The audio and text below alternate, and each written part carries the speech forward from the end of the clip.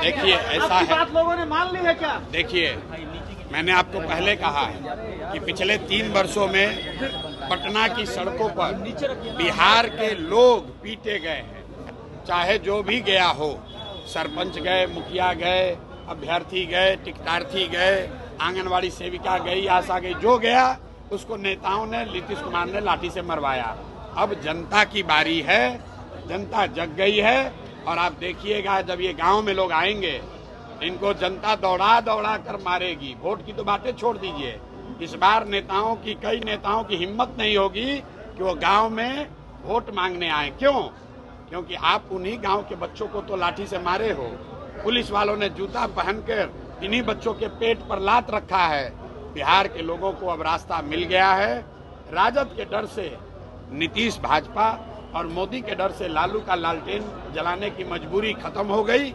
अब एक नई व्यवस्था बन रही है, जनसुराज की व्यवस्था, जिसमें बिहार के बच्चों के लिए रोजगार है, जिसमें बिहार के बच्चों के लिए शिक्षा है और जिसमें सबसे बढ़कर इस बात की गारंटी है कि बिहार से पलायन साल भर के अंदर बंद।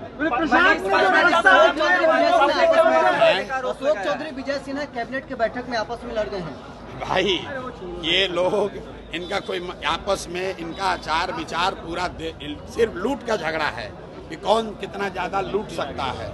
आप बताइए, अशोक चौधरी जैसा सर्वदलीय नेता जनता के पैसे से हेलीकॉप्टर से घूमकर अपने बेटी को साथ में लेकर अपना चुनावी प्रचार कर रहे हैं। कोई नहीं पूछ रहा है कि हेलीकॉप्टर का पैसा कौन दे रहा है। जरा अशोक चौधरी से पूछिए कि सरकारी योजना का शिलान्यास, उद्घाटन जो पहले से मुख्यमंत्री कर दिए, उसी का फिर से उद्घाटन करने हेलीकॉप्टर से जा रहे हैं। ये नेताओं का कोई वजूद नहीं है, जनता समझ चुकी है, इनका रास्ता खत्म। माननीय प्रशांत किशोर जी, शब्द का चयन राजनीति में मर्यादा के साथ करना चाहिए। किसको ठोक देंगे तो राजनीतिक अपराधी हैं क्या?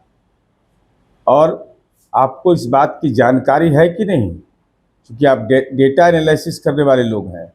चुनाव आयोग ने 2024 में सैंपल सर्वे बिहार में करवाया तो 4.2% लोग ही जाति के आधार पर वोट करते हैं और 1.1% लोग धर्म के आधार पर वोट करते हैं।